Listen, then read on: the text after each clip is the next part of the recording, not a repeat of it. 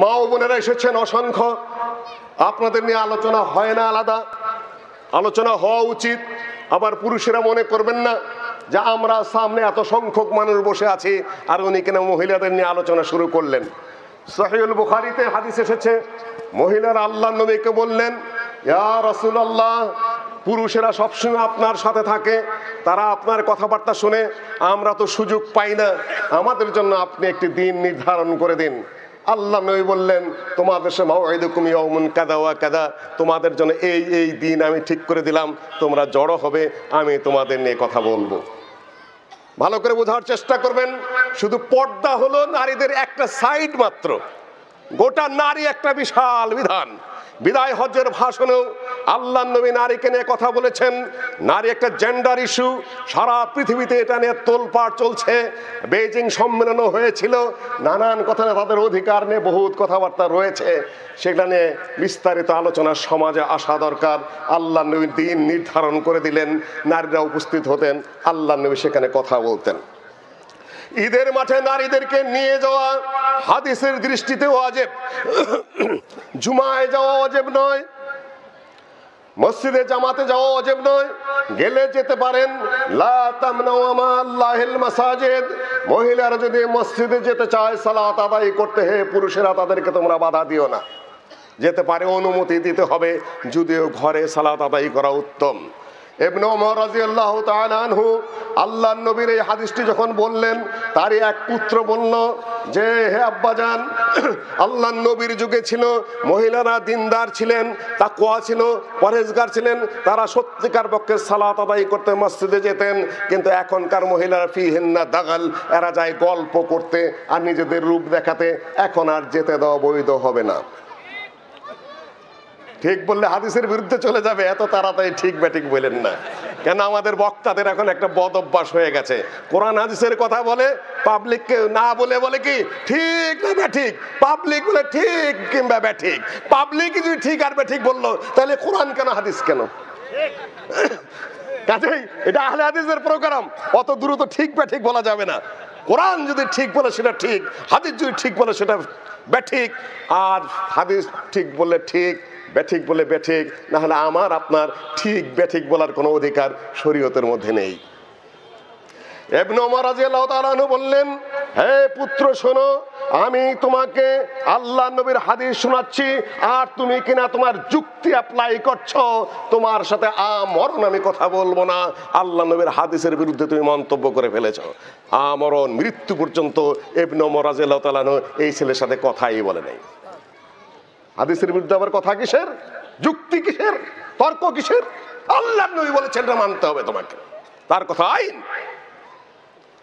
সম্মানিত ভাই, আল্লাহ নবী বলেছেন, সাহাবী মহিলা উম্মে আতিয়া বলছেন যে, আমারানা রাসূলুল্লাহ সাল্লাল্লাহু আলাইহি ওয়াসাল্লাম আন নুখরিজা দাওয়াতিল খুদুর ওয়াল হুইয়াদ ওয়াল আওয়াতিক, আল্লাহ নবী আমাদেরকে নির্দেশ দিয়েছেন মহিলাদেরকে যেন আমরা নিয়ে যাই ঈদের মাঠে, তারা বৃদ্ধা হোক, প্রৌঢ়া হোক, ঋতুবতী হোক, তরুণী হোক, শিশু হোক, যে বয়সের মহিলারা হোক না কেন, তাদেরকে যেন আমরা ঈদের মাঠে নিয়ে যাই।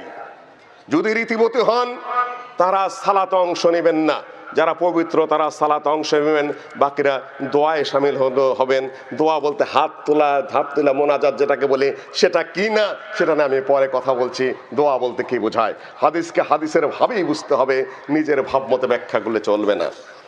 সম্মানিত ভাই, নবী সাল্লাল্লাহু আলাইহি ওয়াসাল্লাম ঈদের সালাত আদায় করলেন।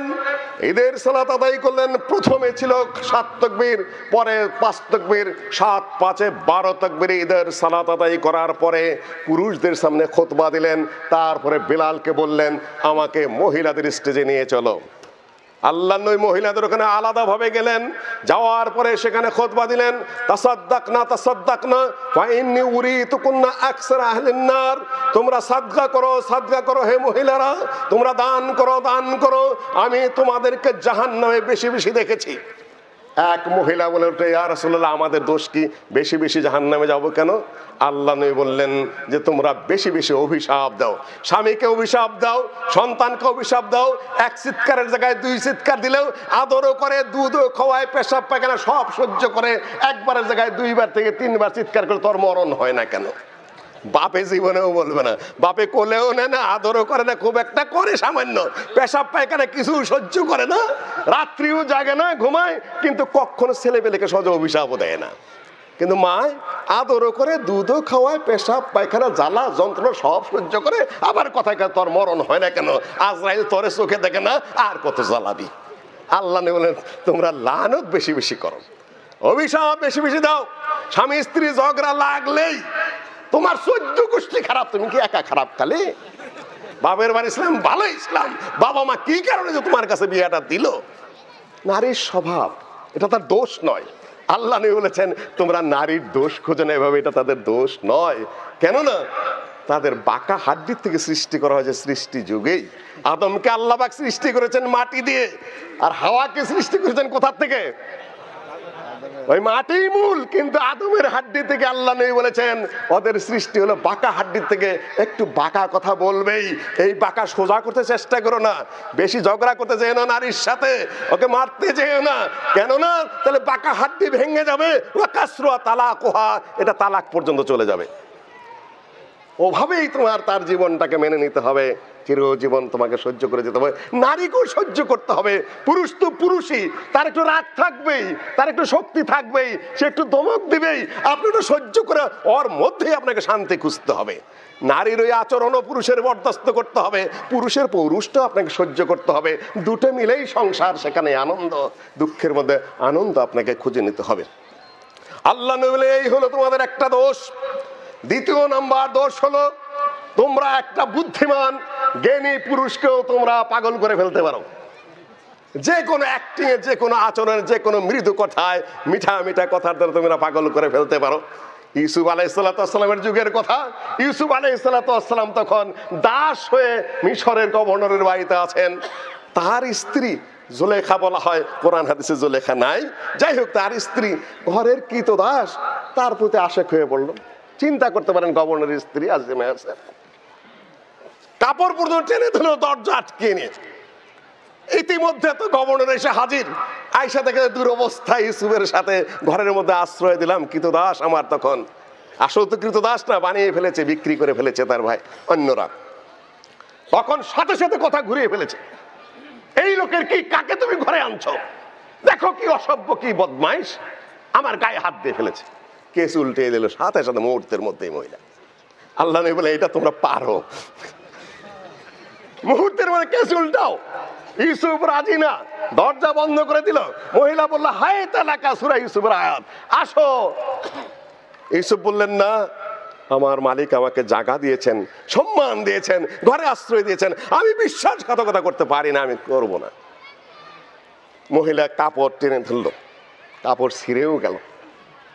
এই মুহূর্তে মালিক এসে উপস্থিত, এসে বলছে কি ঘটনা? দেখো কোন বদমাইশকে তুমি ঘরে জায়গা দিয়েছো, আমার গায়ে হাত দিয়ে বসেছে। কেস মুহূর্তের মধ্যে উল্টিয়ে দিল। সূরা ইউসুফ পড়ে দেখুন কাহিনীটা। ইউসুফ বলে, ইউসুফ তো আশ্চর্য হয়ে গেল যে মুহূর্তের মধ্যে কেস পাল্টে গেল। ফাশাহিদা শাহিদুম মিন আহলিহা, ঘরের একজন বুদ্ধিমান লোক বলছে যে দেখো, কাপড় যদি সামনের থেকে ছিঁড়া থাকে তাহলে দোষ ইউসুফের, আর আমার যদি পিছন দিকে ছিঁড়া থাকে তাহলে দোষ হলো কার? মহিলার। সামনের থেকে ছিঁড়া মানে ইউসুফ সামনাসামনি ধস্তাধস্তি করেছে, আর যদি পিছন দিকটা ছিঁড়ে থাকে তাহলে ইউসুফ বের হওয়ার চেষ্টা করেছে, মহিলা পিছন দিক থেকে টেনে ধরেছে। পুলিশের ডিআইজি সাহেব এখান থেকে কিছু শিকার আছে, কিন্তু তদন্ত, আগের যুগেও তদন্ত ছিল, কত বড় বুদ্ধিমান। বাদশাহ বললেন যে কথা ঠিক, তদন্তের পদ্ধতি রাইট, ক্লু ওকে। ইউসুফ ভাগারই চেষ্টা করেছে, কাপড় পিছন দিক থেকে ছিঁড়া, ও টেনে ধরেছে। তিনি মেনে নিলেন সাথে সাথে, কথা তো ঠিক, আগের যুগের মানুষরা সৎ ছিল। সাথে সাথে বুঝে নিল, এই মহিলা তুমি ভুল করেছো, ফাস্তাগফিরিলে যামবেক, তুমি তোমার গুনার জন্য তওবা করো, ভুল তুমি করেছো, কাপড় পিছন দিতে ছিলা। কেস বহুত পাল্টাইতে পারতেন, বহুত কিছু করতে পারতেন, কে ঠেকাবে? কিন্তু সততা ছিল। ইউসুফ আরেদান হাজা, ইউসুফ দেখো আমি মিশরের গভর্নর, আমার বদনাম হবে, ইজ্জত যাবে, পথে ঘাটে তুমি কিন্তু এটা কোন কারণে বলতে যাও না। আরেদান হাজা, আর ইস্তিগফার ওয়াস্তাগফিরিলে যামবেক, তুমি ভুল করেছো, গুনার জন্য তওবা করো। কিন্তু এইটা নিয়ে যদি তালাকও দেয়, এত বড় মানুষ, সমাজে তার বদনাম হয়ে যাবে। মান ইজ্জত বাঁচানোর জন্য ইউসুফকে বললেন তুমি চুপ করে থাকো, বলো না। বউকে বললেন তুমি নীরব থাকো, তওবা করো। এগুলা পারে। মহিলা বললেন যে আমার তো কথা আছে, দেখি কি করা যায়। ঘটনা ফাঁস হয়ে গেল এক দুই করে, দেওয়ালেরও কান আছে। সৌদি আরবে যদি একটা সুইও চুরি হয়, সেই সুই চুরির কেসে বেড়ে পড়ে খুনের মামলা কোনো আটকে না, খুনি বের হয়েই পড়ে কোনো না কোনো ভাবে। জেনার কেস যত ভাবে, যত নীরবে গোপনে আপনি কাজের মেয়ের সাথে জেনা করেন না কেন, ও 10 জন কাজের মেয়ের কাছে বলেই দিবে, শেষ পর্যন্ত ফাঁস হয়েই যায়। এটা বহু জায়গায় পত্রপত্রিকায় বিভিন্ন জায়গায় আমরা দেখি কেস ফাঁস হয়ে গেল। রাজা কি করবে, বাধ্য হয়ে বলল যে ইউসুফের ওর কেসটা নতুন করে চাপাই দেয়, তারা কিছু জেল খাটাই দেয়। কিছুদিনের জন্য তাকে জেলে যেতেই হলো। রাজা তার ইজ্জত বাঁচানোর জন্য কেস। মহিলা বলল, মহিলার সঙ্গী সাথী যারা আছে তারা সবাই বলা শুরু করলো, তুই কেমন ছোট লোক, তুই কেমন নিকৃষ্ট, তুই কেমন নিচু, তোর ঘরের চাকর, তোর ঘরের কৃতদাস, তার তুই আশিকা হয়ে ঘুরলি, তার দিকেই গিয়ে গেলি, তোর কি সম্মান বোধ নাই নাকি? মহিলা কয় যে আমি তাদেরকে নীরব একটা শিক্ষা দিতে চাই। ইউসুফ আলাইসাল্লামকে যেহেতু বাসার চাকর কৃতদাস কথা মানতে বাধ্য, তাকে রেডি টেডি করে 40 জন মহিলার বান্ধবীদেরকে দাওয়াত করে আপেল আর চাকু হাতে দিয়ে ইউসুফ আলাইসাল্লামকে উপস্থিত করেছেন। ইউসুফ আলাইসাল্লামের রূপ এত যে প্রত্যেকটা মহিলা ইউসুফ আলাইসাল্লামের দিকে অবাক চোখে তাকাচ্ছে, আর আপেল কাটতেছে, আপেল কাটতে হাত কাটাছে, শিরশির করে রক্ত পড়ে যাচ্ছে। তারপরে মহিলা বলছে, কোরআনের আয়াত কিন্তু এটা, এখন কেমন হইলো, আমাকে তো দোষ দিচ্ছ, তোমাদের 40 জনের হাত কাটা কেন, রক্ত পড়ছে কেন, অবস্থা কি? আল্লাহ নবী বলেন এইটা তোমরা পারো। এমনকি নিজের স্ত্রীদেরকেও এটা বলেছেন। আল্লাহ নবীর মৃত্যুর সময় হয়ে গেল, আল্লাহ নবী বলেন আবু বকর মুরুই আবু বকর ফালিহুসাল্লি বিন নাস, আমি জামাতে যেতে পারছি না, আমি ইমামতি করতে পারছি না, আবু বকরকে বলো তিনি যেন আমার পক্ষ থেকে ইমামতি করেন তার শ্বশুরকে। এখানেই তার পরবর্তী নেতৃত্ব এখানে পরিষ্কার, কে আল্লাহ নবীর পরে খলিফা হবেন। শিয়াদের কথা মিথ্যা। আল্লাহ নবী আলীকেও বলেন নাই, ওমরকেও বলেন নাই, বলেছেন মুরু আবা বকর, আবু বকর আমার জায়গায় ইমামতি করবেন। এখানে যদি আলী রাদিয়াল্লাহু তাআলা আনহু, আবু বকর রাদিয়াল্লাহু তাআলা আনহু যোগ্য হতেন, তাহলে আল্লাহ নবী বলতেন আলী ইমামতি করবে। আবু বকর, আয়েশা রাদিয়াল্লাহু তাআলা আনহু চিন্তা করলেন, আল্লাহ নবী অসুস্থ, মৃত্যুশয্যায় শায়িত, এই অবস্থায় যদি আমার বাবা ইমামতি করা অবস্থায় আল্লাহ নবী মারা যান, মানুষের নানান মন্তব্য করবে। উনি বলতেছেন, ইয়া রাসূলুল্লাহ, আমার বাবাকে তো চিনেন, অত্যন্ত নরম দিলের মানুষ, কোরআন তেলাওয়াত করে গেলে করার সময় কেন্দে কেন্দে ভেঙে পড়েন, আপনি অসুস্থ, আপনার জায়গায় দাঁড়িয়ে উনি ঠিক থাকতে পারবেন না।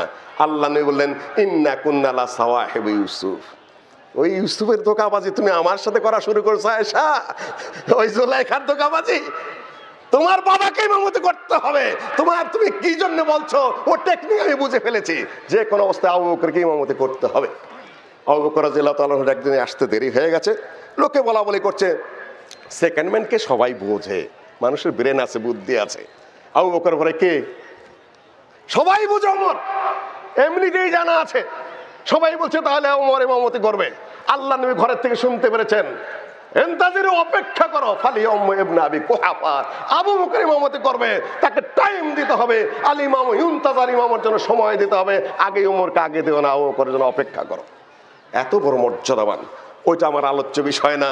আলোচ্য বিষয় 2 নম্বর কারণ বললাম, যে খুব বুদ্ধিমান, বিচক্ষণ, খুব পদস্থ মানুষদেরকেও তারা, আমেরিকার প্রেসিডেন্ট বিল ক্লিন্টনকেও মনিকা লিউনিস্কিরা কি করছে তা জানেন। আগে সব রাজি ঠিকই আছে, আকাম কুকামের নামাই দেয়, তার উল্টা মামলা দেয় পয়সা কামাই করা। এটা হলো পাশ্চাত্য একটা প্রফিটেবল বিজনেস। সম্মানিত ভাই, এটা তোমরা পারো। 3 নম্বর কারণ, এর দোষ নয়, আপনাদের বেঁচে থাকতে হবে, পর্দার বিধান এখানে আসবে, আমি পরে আসছি সে সকল কথাবার্তায়। 3 নম্বর হলো তোমাদের ঋতু হয়, সোজা কথা, 7 দিন, 5 দিন, 3 দিন, 10 দিন হয়ে যায়। অনেকে একটু বয়সের কারণে ভেঙে ভেঙে হয়, সালাতে অনেক সমস্যা হয়ে যায়, সালাত তোমরা জামাতে তোমরা সময় মতো আদায় করতে পারো না। মহিলাদের যদি ঋতুর কারণে সালাত বাদ পড়ে, সেটাকে কাজা করবে কি করবে না, আর সালাত পড়তে হবে না। কিন্তু রমজান মাসে যদি হয়, রমাদানের সিয়াম যদি বাদ পড়ে, তাহলে কি করবে, সেটা কাজা করতে হবে, তাই না? সেটা কাজা করতে হবে। দাইস সালাতা আইয়ামা আকরাইক, আল্লাহ নবী বলেছেন মা আয়েশাকে, দেখো তোমরা মহিলারা কি করবে, তোমাদের হায়েজের সময় সালাত আদায় করবে না, আল্লাহর পক্ষ থেকে মাফ। এই যে 7 দিন 5 দিন করে প্রতি মাসে গ্যাপ পড়ে যাচ্ছে। নেফাসের সময় বাচ্চা হয়ে গেল, বাচ্চা হওয়ার কারণে অপবিত্র থাকতে হচ্ছে, সর্বোচ্চ 40 দিন পর্যন্ত সালাত আদায় করতে পারে না। এটা কাজা করতে হবে কি হবে না? এই যে বাদ পড়ে যাচ্ছে, গ্যাপ পড়ে যাচ্ছে, আল্লাহ নবী বলেন আল্লাহ পাক তোমাদেরকে এইভাবেই সৃষ্টি করেছেন, গ্যাপ পড়ে যাচ্ছে, কাজে তোমরা দানের মাধ্যমে, সাদাকার মাধ্যমে, খায়রাতের মাধ্যমে, নফলের মাধ্যমে এগুলা পুরা করো। যদি তোমরা পুরা না করো, যদি ওই কথার কারণে পাড়া পশ্চিমকে অনেক গালি দাও, একটা মুরগি নাও 14 গোষ্ঠী উদ্ধার করো, একটা ছাগলের পাতা খাওয়া না, তাদেরকে নানান যা তা কথাবার্তা বলো, পুরুষ অত কথা বলে না, সব মিলা যে গ্যাপটা পড়ে, এই জন্য আমি দেখেছি তোমাদের অধিকাংশ নারীদের সংখ্যা জাহান্নামে বেশি দেখেছি। হজ্জের সময় হয়ে গেল, মা আয়েশা রাদিয়াল্লাহু তাআলা আনহা কান্না শুরু করলেন হজের মধ্যে। আল্লাহ নবী বললেন, আনাফেস্তে, হে আয়েশা তুমি কান্না শুরু করছো কেন? তোমার কি ঋতু এসেছে?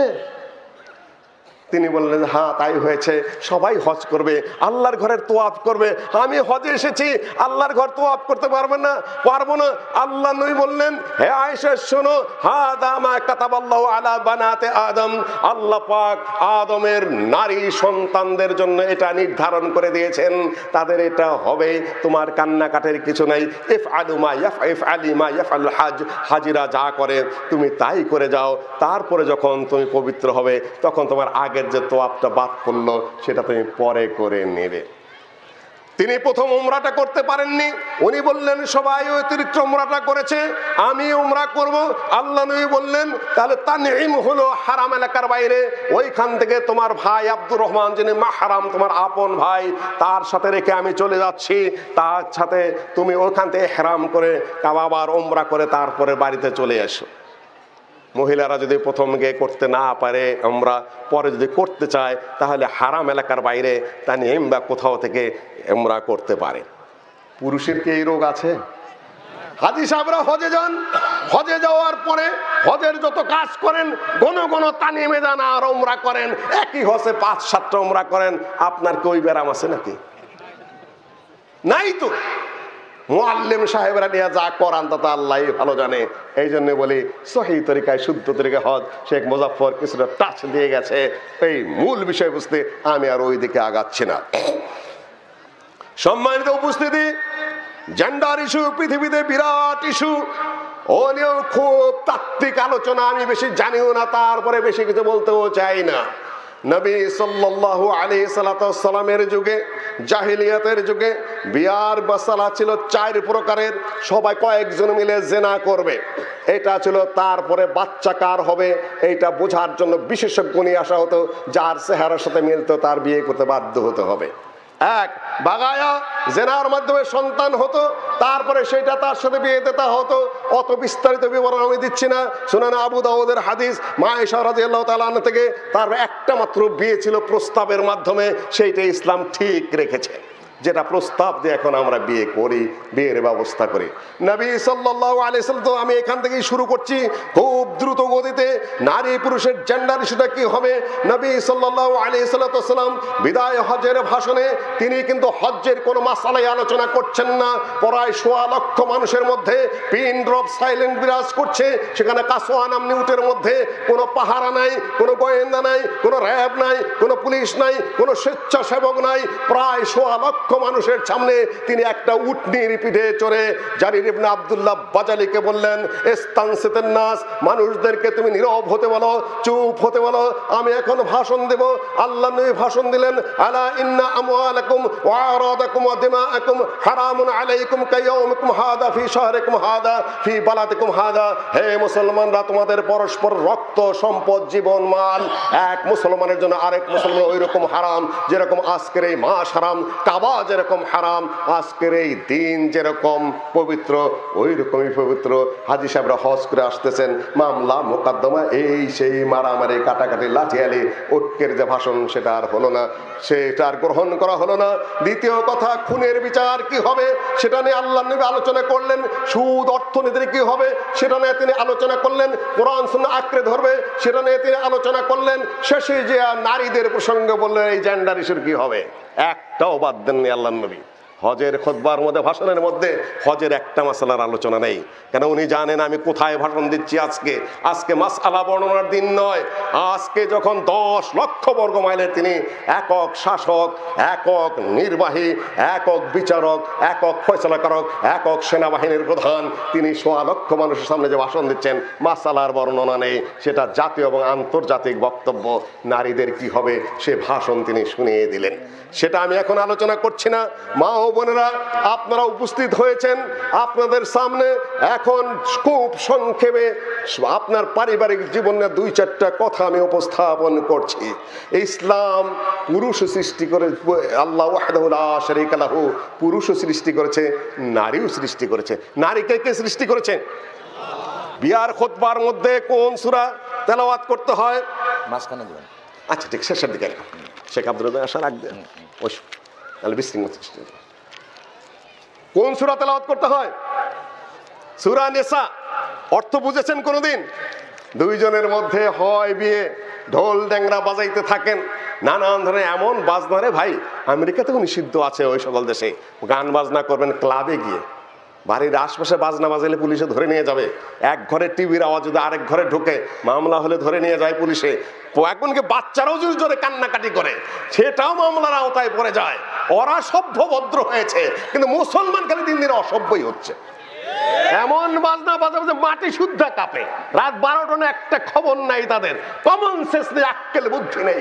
নিরক্ষর নির্বোধ লোকেরা তোমরা মানুষের ঘুম নষ্ট করো, মানুষকে ডিস্টার্ব করো, মানুষকে কষ্ট দাও। তোমরা শিক্ষিত মানুষ না, ইসলাম থেকে কিছু শিখেছো না বর্তমান যুগ থেকে তোমরা কিছু শিখেছো। সম্মানিত ভাই, আমি গেলাম বরিশালে আমার এক বন্ধুর বিয়েতে। উনি বললেন মোসলে তুই বিয়েটা পড়া। আমি বললাম ঠিক আছে, তুই যখন বলছিস বিয়েটা পড়াই। বড় ভাই পুঞ্জিকানে বসে আছে, পুঞ্জিকানে বসে থেকে বলছে যে তাহলে একটু পরে একটু পরে একটু পরে। আমি যে একটু পরে কেন, কি সমস্যা কি? পুঞ্জিকানে বসে থেকে বলছে হ্যাঁ এখন 8টা এত মিনিট বাজে, এখন মহেন্দ্র যোগ, এই সময় তুমি খুতবাটা দাও।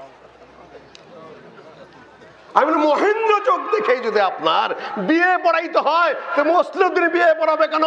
তোমার শহরের ঠাকুর ঋষি পুরোহিত কিছু ছিল না? তাদেরকে ডেকে নিয়ে আসো, আমি তোমার বিয়ে পড়াতে যাব কেন? গান বাজনা হবে, আপনি হিন্দুদের মতো নানান শনিবার মঙ্গলবার এই মহেন্দ্র যোগ নানান কিছু পালন করবেন, আর আপনার বিয়ে কোনো মুসলমানে কেন পড়াবে? আপনি ঠাকুর নিয়ে আসেন, তারাই পড়াবে। মুসলমানের মুসলিম শিক্ষা সভ্যতা সংস্কৃতি আছে। আল্লাহ নবী বলেছেন মা আয়েশাকে কোথায় গেলে, যে বিয়ে গিয়েছিলাম, বিয়ে গিয়ে তোমরা কি গান গাইলে? যে আমি তো কোনো গান জানি না। যে বিয়ে গেলে মহিলারা গান গাইতে পারে, কি গান গাবে ইয়া রাসূলুল্লাহ? শিখিয়ে দিলেন আতাইনাকুম হাইয়ুনা নুহাইয়িকুম। আল্লাহ নবী বললেন আমাদের মা খালারা বিয়ের মধ্যে মহিলাদের মধ্যে এই গান গাইতো, আপনাদের গান গাওয়া জায়েজ আছে, কিন্তু আপনাদের নিজেদের গণ্ডির ভিতরে, পুরুষের ভিতরে নয়। সম্মানিত উপস্থিতি, নবী সাল্লাল্লাহু আলাইহি সাল্লাম মসজিদে নারীদেরকে থাকার ব্যবস্থা করেছেন। যদি কোনো মহিলার থাকার জায়গা না থাকতো তাহলে মসজিদেও তাদের থাকার জায়গা ছিল, আল্লাহ ব্যবস্থা করেছেন। সহিহুল বুখারীর হাদিস কয়েকটা, আমি তা বলবো না, একটা মাত্র আপনাদের কাছে বলছি। এক মহিলা মসজিদ পরিষ্কার করত, ঝাড়ু কাশু দিত, সেখানে ধূপ ধুনা দিত। আল্লাহ নবী হঠাৎ দেখতে পেলেন না তাকে, এই মহিলা কোথায়? সাহাবীরা বললেন এই মহিলা তো মারা গেছে। তখন আল্লাহ নবী বলেন আরে মারা গেল, তোমরা কবর দিলে, আমাকে তোমরা খবরটা পর্যন্ত দিলে না। আমি চেয়েছিলাম এই মহিলার জানাজা নিজে পড়াবো, কবরটা কোন জায়গায় আমাকে দেখিয়ে দাও। আল্লাহ নবীকে কবরটা দেখিয়ে দেওয়া হলো। আল্লাহ নবী সেখানে গিয়ে আবার সালাত আদায় করলেন তার জন্য। কাজেই পর্দার বিধান ইসলামে রয়েছে। 2 প্রকারের সমস্যা রয়েছে। এক দল বলছে যে পর্দা অত্যাচার, পর্দা হলো মহিলাদের উপর জুলুম, তাদের উপর ইনজাস্টিস, পুরুষ উলঙ্গ চলে, পুরুষ চলবে স্বাভাবিক বেশে, আর মহিলারা কেন এভাবে ঢাকতে যাবে? এটা কি ইনজাস্টিস হলো না? অন্যায় হলো না? তারা বলে বেড়াচ্ছে চিন্তাবিদের এক দল, যে কোনো একটা ক্লু আবিষ্কার করলে টিভির মধ্যে দেখা যায় একজন মহিলাকে একজন খুব নামকরা ব্যারিস্টার সাহেব কিছু একটা কথা বলেছেন, সেজন্য দেখলাম সেটা কেস হয়েছে, তিনি এখন অ্যারেস্ট আছেন। সেটা আইনের বিষয়, সেটা না আমি কথা বলবো না। আমি সাব জুডিস ব্যাপার নিয়ে আমাদের কথা বলার কোনো অধিকার নেই, আমরা বলবো না, সেটা আইন দেখুক, বিচার বিভাগ দেখুক। কিন্তু টিভিতে যা হলো ওইটাকে কেন্দ্র করে যে সকল চিন্তাবিদরা জড়ো হলেন, আর যে কাহিনী যে জায়গায় নিয়ে গেলেন, নারীদের অধিকার দেওয়া হচ্ছে না, ইসলামের নাম নিয়ে বলে না, কোরআনের নাম নিয়ে বলে না, খুব কৌশলে ওরা যে সকল কথাবার্তা যে জায়গায় নিয়ে গেল, তাতে তো একেবারে খুব মারাত্মক অবস্থা। সে বিবরণ আপনারা জানেন, আমি আর বিবরণ দিতে চাই না। তারা বলা শুরু করেছে, এই যে পুরুষেরা এইভাবে ঘুরে, মহিলারা কেন করবে না? পুরুষেরা জমির সম্পত্তির এত ভাগ পায়, নারীরা কেন পাবে না? ইত্যাদি ইত্যাদি বলতে বলতে যে পর্যন্ত গেলেন, সামান্য একটা ঘটনাকে কেন্দ্র করে আমাদের দেশে এক শ্রেণীর চিন্তাবিদ, এক শ্রেণীর বুদ্ধিজীবী, এক শ্রেণীর পত্রিকালার যে পর্যন্ত যান, তা মারাত্মক বিষয়। কয়দিন আগে মাহমুদুল্লাহ সেঞ্চুরি করেছে, যুবকরা জানো, ও সিজদা করেছে মাটিতে, ওর দেখা দেখি মেয়েরা সিজদা করেছে। পত্রিকার ভাষা কি জানেন? একেবারে বিখ্যাত পত্রিকাতে সবচেয়ে বেশি চলে, ইনি মাথা উবু হয়ে মাঠে মাথা ঠেকিয়েছেন। তার রুচি। মাহমুদুল্লাহ জিজ্ঞাসা করি, তুমি কি করেছিলে? ও বললো, আল্লাহ শুকরিয়া, সিজদা করেছি। সিজদা করা জায়েজ কিনা খেলার মাঠে সে ফতোয়া দিচ্ছি না, ক্রিকেট জায়েজ কিনা সে ফতোয়া আমি দিচ্ছি না, আমি শুধু বলছি তার আবেগে সে সিজদাই করেছে, আল্লাহ শুকরিয়া। আর পত্রিকা আলায় ওই শব্দটুকু লিখবে না। ও মুসলমানের বাচ্চা সম্পাদক, ওর মালিক মুসলমানের বাচ্চা, কে সিজদা শব্দ উচ্চারণ করতে তার মুখে বাধে, ও সিজদা বলবে না। ছেলেরা আন্দোলন করলো, রাস্তার মধ্যে নিরাপদ সড়ক চাই। আন্দোলন করলো তারা, কয়েকদিন আন্দোলন করে তুমি কি করবে? বড় লোকেরা যে গাড়ি না চালায়, আমি 6 মাস গাড়ি চালাবো না, তুমি আন্দোলন করো দিয়ে কয়দিন, বাপের ভাত খায় তুমি কয়দিন রাস্তায় দাঁড়ায় থাকবা? কেল্লাফতে। সেটাও আমি বলছি না, আমি বলছি সেইখানে একজন জাতীয় অধ্যাপক পত্রিকায় লিখলেন, আমি তোমাদেরকে প্রণতি জানাই। প্রণতি কি? সালাম আপনি জানাবেন না মুসলমানের বাচ্চা, মুসলমানের শব্দ না জানাইলেন। ওয়েলকাম জানাবেন না খ্রিস্টানদের সাথে আপনি না জানাইলেন, আপনি প্রণতি জানাইলেন। মানে আপনি ধন্যবাদ জানান, নিরপেক্ষ শব্দ ক্লিবলিঙ্গ, ওইটা আপনি চালান। আপনি অনেক শব্দ আছে বাংলা ভাষা, বাংলা ভাষারই আপনি অধ্যাপক, প্রণতি পাইলেন কোথায়? প্রণতি হিন্দুদের পূজার শব্দ, প্রণাম কি চালাই দিলেন? যাই হোক, নারীদের নিয়ে নানান কথা, নানান কাহিনী, ইসলামের যা বিধিবিধান আমি আপনাদের সামনে তুলে ধরছি। ইসলামের নারীরা উলঙ্গই চলতো, ইসলামের আগে জাহিলিয়াতে উলঙ্গই চলতো পথে ঘাটে। আল্লাহর পক্ষ থেকে আয়াত নাযিল হলো, কুল্লিল মুমিনাত ইয়াগদুদনা মিন আবসারিহিন্না ওয়া ইয়াহফাজনা ফুরুজাহুন্না ওয়া লা ইউবদিনা যিনাতাহুন্না ইল্লা লিবুলাতিহিন্না। হে নবী তুমি বলে দাও। আরো আয়াত যেগুলো আছে সেগুলো শুধু আমি অর্থ বলে চলে যাচ্ছি আপনাদের সামনে। বলে দাও নারীদেরকে তারা যেন চক্ষু নিচে করে চলে, বলে দাও নারীদেরকে তারা যেন মাথা থেকে পা পর্যন্ত ঢাকে, বলে দাও নারীদেরকে তারা যেন তাদের সৌন্দর্য ভিন পুরুষের সামনে প্রকাশ না করে, তারা ঘরের মধ্যে বাবা মা ভাই বোন যারা আছে তাদের সামনে যে স্বাভাবিকভাবে চলে, ভিন পুরুষের সামনে তারা যেন ওইভাবে না চলে। আর ওয়াকারনা ফি বুয়ুতিকুন্না ওয়ালা তাবাররাজনা তাবাররুজাল জাহিলিয়াতিল উলা, তাদেরকে বলে দাও তারা যেন ঘরে অবস্থান করে, তারা যেন জাহিলিয়াতের নারীদের মতো রাস্তায় না বের হয়। এর দ্বারা কি রাস্তায় বের হওয়া নিষেধ না জায়েজ? কি এই দিকটা জায়েজ, এই দিকটা নিষেধ, তাই না? দুইটাকে সমন্বয়ে আসলে করতে হবে, দুইজনই রাইট। জাহিলিয়াতের মতো বাইর হওয়া নিষেধ, আর ইসলামী পর্দা করা বলে জায়েজ। দেখা যায় নিষেধ যারা বলেছেন তারাও রাইট, যারা জায়েজ বলেছেন তারাও কি? তারাও রাইট। তবে দুটার সমন্বয় করতে হবে, একেবারে এককভাবে আনকন্ডিশনালি জায়েজও না, আনকন্ডিশনালি নিষেধও না। ওয়াকারনা ফি বুয়ুতিকুন্না ওয়ালা তাবাররাজনা তাবাররুজাল জাহিলিয়াতিল উলা, প্রাথমিক যুগের জাহেলি মহিলাদের মতো তোমরা রাস্তায় অর্ধনগ্ন নগ্ন হয়ে বের হয় না। শ্রীলঙ্কার আইন পাশ হতে যাচ্ছে যে ছোটখাটো কাপড় চোপড় এখন আর পরা যাবে না, কেন পথে ঘাটের যত সমস্যা ওখান থেকে সৃষ্টি হচ্ছে। এটা শ্রীলঙ্কার মতো বৌদ্ধ দেশেও হচ্ছে, সারা পৃথিবীতে এই নিয়ে আবার নতুন করে গবেষণা শুরু হচ্ছে। আমেরিকায় এবং ব্রিটেনে সাংঘাতিকভাবে আইন আকারে শুরু হয়ে গেল। নারীদের অধিকার দিতে দিতে উলঙ্গ করতে করতে অর্ধনগ্ন করতে করতে রাস্তার মধ্যে তারা পাওয়ার ড্রেস পরা শুরু করলো। এক সময় তো পূর্ণাঙ্গ উলঙ্গিনী হয়ে দাঁড়িয়ে গেল।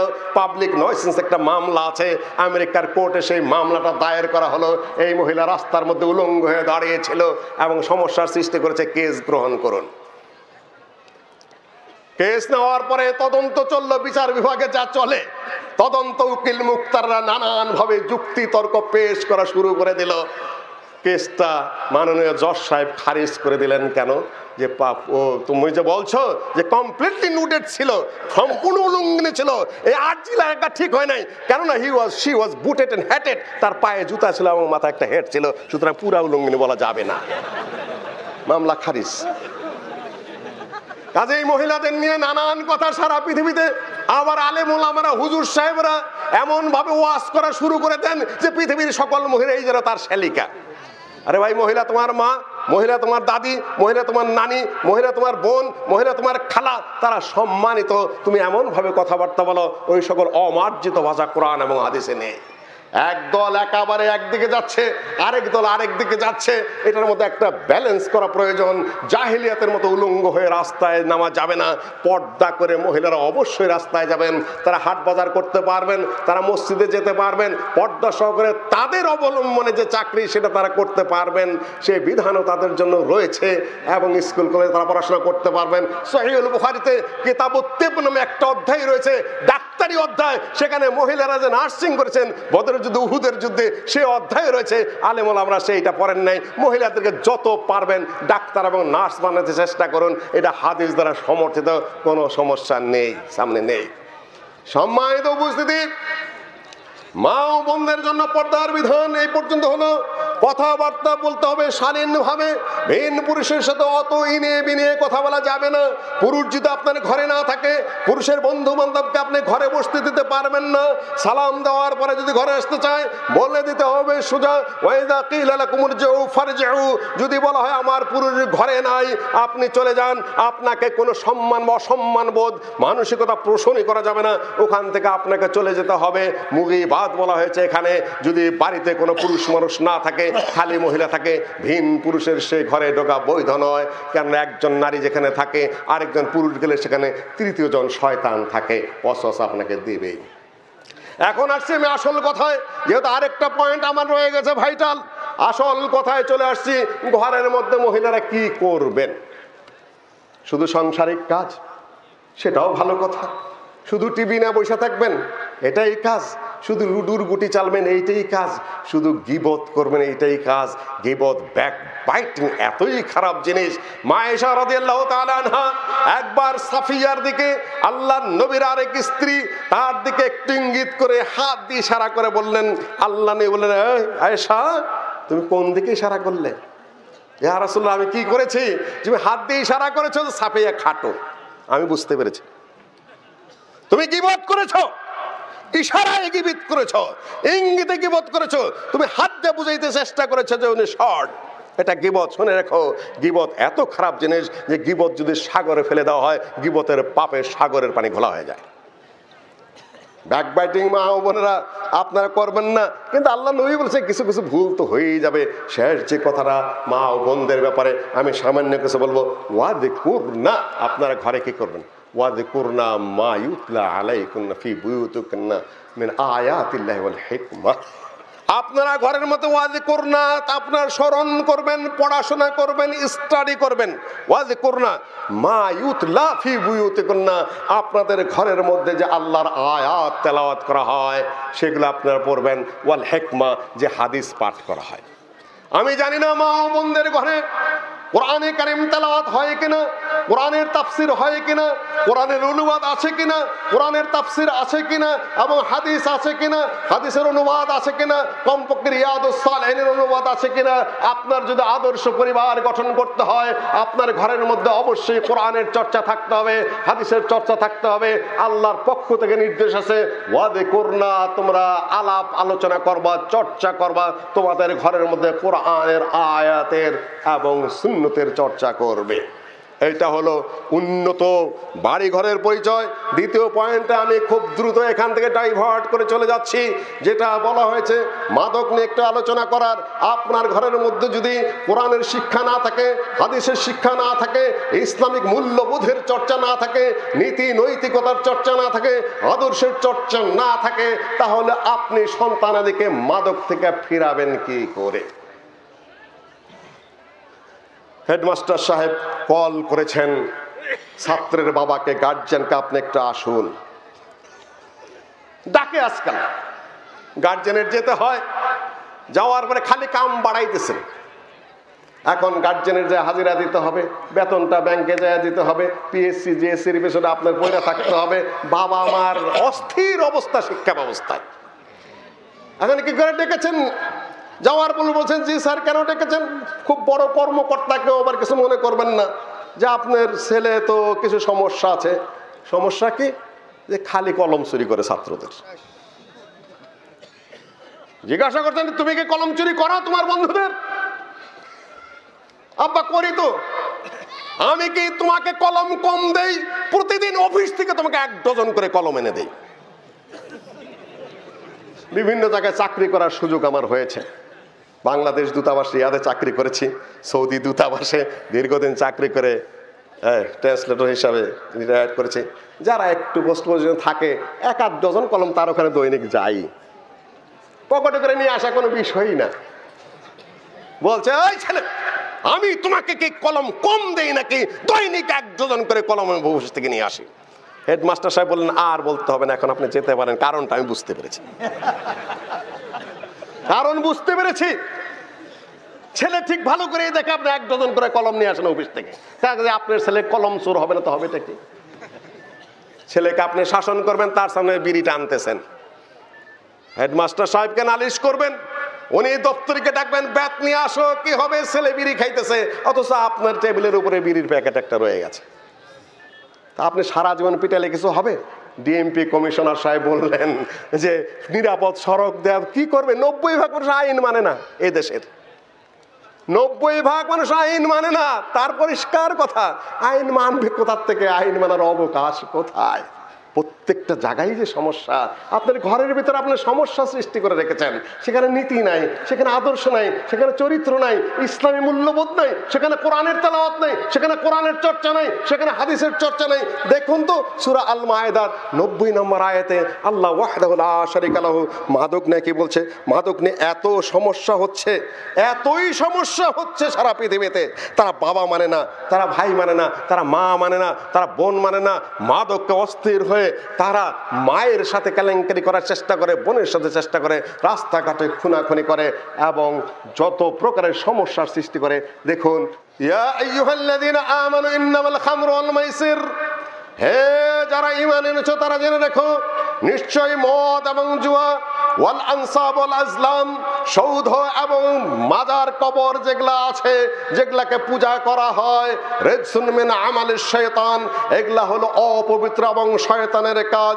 ফাজতানিবু, তোমরা এটাকে পরিত্যাগ করো, লাআল্লাকুম তুফলিহুন, যাতে তোমরা মুক্তি পেতে পারো। ইন্নামা ইউরিদুশ শাইতানু আইয়ুকিয়া বাইনাকুমুল আদাওয়াতা ওয়াল বাগদা, একেবারে নিশ্চিত হবে শয়তান চায় তোমাদের পরস্পরের মধ্যে ঝগড়া ফসাদ লাগিয়ে দিবে, দুশ্মনী পয়দা করবে, হিংসা বিদ্বেষ ছড়িয়ে দিবে। ফিল খামরি ওয়াল মাইসির, মদ এবং জুয়ার মাধ্যমে। ওয়া ইয়াসুদ্দাকুম আন যিকরিল্লাহ, আল্লাহর স্মরণ থেকে তোমাদেরকে এই মদ সরিয়ে দেয় এবং সালাত আদায় থেকে তোমাদেরকে সরিয়ে দেয়। ফাহাল আনতুম মুনতাহুন, তোমরা কি এগুলা থেকে বিরত হবে? সূরা আল মায়েদায় 90 এবং 91 নম্বর আয়াত তেলাওয়াত। তরজমার পরে আমি আপনাদের সামনে এ ব্যাপারে খুব সংক্ষেপে বিবরণ দিচ্ছি। খামার মানে হলো মায়ু খামেরুল আকল, যা ব্রেনটাকে আচ্ছন্ন করে দেয়। কতগুলো জিনিস রাষ্ট্রের মৌলিক দায়িত্ব, সেটা হলো হিফজুন নফস। আমি ইসলামিক মৌলিক বিধান বলছি, মানুষের জীবনের নিরাপত্তা দেওয়া, হিফজুন নাসাব, মানুষের বংশের নিরাপত্তা দেওয়া। জেনার মাধ্যমে পথে ঘাটে বাচ্চা ধারণের মাধ্যমে মানুষের বংশের নিরাপত্তা বিধান হয় না।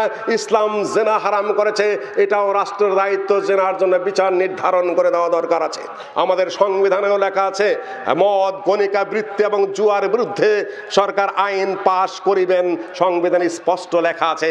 কিন্তু কি আইন কোন ধরনের পাশ হয়েছে এ পর্যন্ত আমার সুস্পষ্ট হবে জানা নেই, কিভাবে তার প্রয়োগ করতে হবে। তবে বর্তমান সরকার মদের বিরুদ্ধে যে একটা বলিষ্ঠ সিদ্ধান্ত নিয়েছেন, চতুর্দিকে মাদকের বিরুদ্ধে একটা জিরো টলারেন্স তারা গ্রহণ করেছেন এবং সেটা তারা ব্যবস্থাপনা খুব শক্তভাবে নিচ্ছেন। কিন্তু ইসলামের কি বিধিবিধান সেটা আমি আপনাদের সামনে তুলে ধরছি। 2 নম্বর হলো এটা হেফজুল আকল, মানুষের ব্রেনের হেফাজত করা, মানুষের জ্ঞান বুদ্ধি বিবেচনার এটা নিরাপত্তা দেওয়া, এটা রাষ্ট্রের কর্তব্য। রাষ্ট্রের কর্তব্য হলো সীমান্ত রক্ষা করা, হেফজুল হুদুদ, এটা রাষ্ট্রের কর্তব্য। রাষ্ট্রের শাসক আছে, সীমান্তে নিরাপত্তা হচ্ছে না, এটা রাষ্ট্র তার দায়িত্ব পালন করলো না, ইত্যাদি। এটাকে বলা আল কুল্লিয়াতুল খামস, রাষ্ট্রের 5টা মৌলিক দায়িত্ব রয়েছে ইসলামিক বিধিবিধান অনুযায়ী। এখানে একটা মৌলিক বিধান মদের কথা, মায়ু খামিরুল আকল, যেটা আপনার ব্রেনের মধ্যে এলোমেলো সৃষ্টি করে সেটাই হারাম। এখন বলুন যে আপনার বিড়ি সিগারেটের কথা তো বললেন, হুজুর যে গুল খায় এটার কি হুকুম? এটার কি হুকুম? বলবো হুজুররা তো জর্দা খায়, গুল খায়, এটার কি হুকুম হবে? বিড়ি খায়, ধোঁয়া যায় আর আসে, এটা মাকরুহ বলে দিলেন। আল্লাহ নবী বলেছেন পেঁয়াজ এবং কাঁচা রসুন অভক্ষ, এইগুলাকে তোমরা মসজিদে আসবে না। আর আপনি যদি বিড়ি সিগারেট খেয়ে মসজিদে ঢোকেন তাহলে ফেরেশতার কষ্ট হয় না আনন্দ হয়? পাশের মুসল্লি খালি বলে এবারটা কোথা থেকে এসেছে, সরে না কেন? রাস্তায় যখন স্ত্রীর কাছে শয়ন করেন খুব বলে যে তুমি আরেক বিছানায় যায়, সব আমার কাছে আসবে না, মুখে দুর্গন্ধ, নিষেধ আছে। সম্মানিত ভাই, গুল যখন হুজুর খাচ্ছেন তখন এটা জায়েজ কি না জায়েজ? কেন? এটা ব্রেনের মধ্যে এফেক্ট করে। এফেক্টিভ ভাবে বলি, আপনি 100টা গুল একটা স্বল্প বয়স্ক ছেলেকে খাইয়ে দেন, তার ব্রেন ঠিক থাকবে না মাথা ঘুরবে? মাথা ঘুরবে না, ব্রেন ঠিক থাকবে। আল্লাহ নবী বলেছেন মা আসকারা কাসীরু ফাকালিলু হারাম, যার বেশি পরিমাণ খেলে মাথার মধ্যে এফেক্ট করে, ব্রেনে এফেক্ট করে, তার 1 কাতরাও হারাম, 1 ফোঁটাও হারাম। মদ্যপান করতে করতে করতে করতে এখন 2 বোতলেও নেশা ধরে না, এখন 2 বোতল পর্যন্ত হালাল না হারাম? 1 ফোঁটাও হারাম, কেন? খাইতে খাইতে আপনি অভ্যস্ত হয়ে পড়েছেন। সম্মানিত বায়ু, মদিনা মক্কার জীবনে কিন্তু মদ হারাম হয় নাই। মা আয়েশা রাদিয়াল্লাহু তাআলা আনহা বলেন মক্কার জীবনে মদ হারাম হয় নাই, মক্কার জীবনে জেনা হারাম হয় নাই, মক্কার জীবনে সুদও হারাম হয় নাই। কেন? এগুলা মানুষের কথাই শোনে না। ইমানের কথা, আকীদার কথা, আখিরাতের কথা, জান্নাতের কথা, জাহান্নামের কথা, নীতি নৈতিকতার কথা, আদর্শের কথা শুধু হয়েছে মক্কায়। মক্কায় কোনো আইন বিচার বিধান কিছুই নাজেল হয়নি। কেন? কে মানবে? নিজেই নির্যাতিত আড়ালে আড়ালে ঘোরেন। মা আয়েশা রাদিয়াল্লাহু তাআলা আনহা বলেন যে মক্কায় এই সকল কোনো বিধিবিধান নাজেল হয়নি। মদিনায় যাওয়ার পরে 4 ধাপে মদ হারাম হয়েছে। তার 2-1টা ধাপ বলি। আল্লাহ নবীর আপন চাচা, তার আপন ভাতিজা আলী রাদিয়াল্লাহু তাআলা আনহু 2টা উটকে করে ফাড়ি দিয়ে ফেললেন, তাও নিজের উট নিন না। একজনে কর্জ দিয়েছে, ফাতেমা রাদিয়াল্লাহু তাআলা বিয়ে করেছেন, সেখানে ওলিমার পয়সা দিয়ে তার বিয়ের পয়সা দিতে হবে। আমরা তো এখন কি করি, বিয়ের মধ্যে কি নেই? যৌতুক নেই, তাই না? হালাল না হারাম? হালাল না হারাম? আপনি মোহরানা দিবেন। আপনি কেমন পুরুষ যে নারীর কাছ থেকে আপনি যৌতুক খান, শ্বশুরকে দায়ে ফালান, তার মেয়েটা আপনি নেবেন, আপনার ঘরে থাকবে। আকাশতুমুহুন্না বিআমানিল্লাহ, বিদায় হজের ভাষণ, আপনি উল্টা যৌতুক খাওয়ার চেষ্টা করেন, এটা সম্পূর্ণরূপে হারাম। আলী রাদিয়াল্লাহু তাআলা দরিদ্র মানুষ, মোহরানা দিতে হবে। আল্লাহ নবীর মেয়েকে বিয়ে করেছেন, কোনো উপায় নেই। একজনে 2টা উট কর্জ দিয়েছে, যে উট 2টা নিয়ে যে আলী রাদিয়াল্লাহু তাআলা মরুভূমিতে ঘাস কেটে উটের পিঠে বোঝাই দিনে বাজারে বিক্রি করেন, না পয়সা জড়ো করেন মোহরানা দেওয়ার জন্য। আল্লাহ নবীর চাচা তিনি মদ্য খেয়ে মাতাল হয়ে যে 2টা উটে ফাড়ি দিয়ে কলজা বের করে ফেলেছেন। নবী মুহাম্মদের কাছে আলী রাদিয়াল্লাহু তাআলা অভিযোগ করলেন, আপনারও চাচা আমারও চাচা, দেখেন কি করেছে, আমার কর্জ করা উট 2টা কি করেছে, আমি এখন কোথা থেকে জরিমানা দেবো? আমি ঘাস কেটে মোহরানা শোধ করার চেষ্টা করতেছি। আল্লাহ নবী এগিয়ে যে বল, চাচা আপনি কি করেছেন? মদ্য মাতাল হয়ে আল্লাহ নবীর উপরে ধমক দেওয়া বলছে, এই বেটা তোর বাপ দাদা 14 গোষ্ঠী ছিল আমার বাপের চাকর।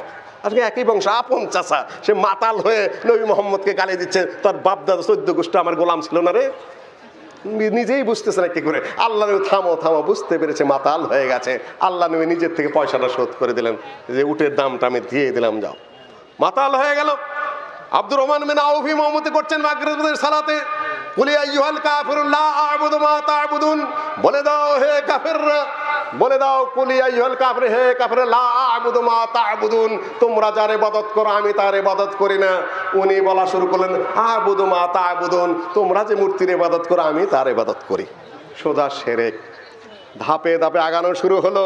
সূরা নাহলের আয়াত এর আগেই নাজেল হয়েছে, সেখানে তাত্তাখিযুনা মিনহু সাকারা ওয়া রিজকান হাসানা, আঙ্গুর দিয়ে তো ভালো খাদ্যও বানাও, আবার মদের মতো মন্দ খাদ্যও বানাও, কিন্তু এর মধ্যে হারামের কথা নেই।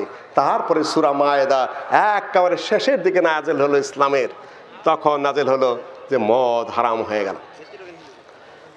আবু তালহা আনাস রাদিয়াল্লাহু তাআলা আনহু বলছেন, আমি আবু তালহার বাড়িতে বসে বড় বড় সাহাবীদেরকে মদ বিতরণ করছি। মদ খাওয়া মানে একেবারে চিয়ার্স করে, পাশ্চাত্যের লোকেরা একসাথে গ্লাসে নিয়ে আনন্দ করে, ওইভাবে একেবারে মরুভূমির লোকেরা মদ পান করতো, মক্কা মদিনার লোকেরা, যে আমি মদ বন্টন করছি।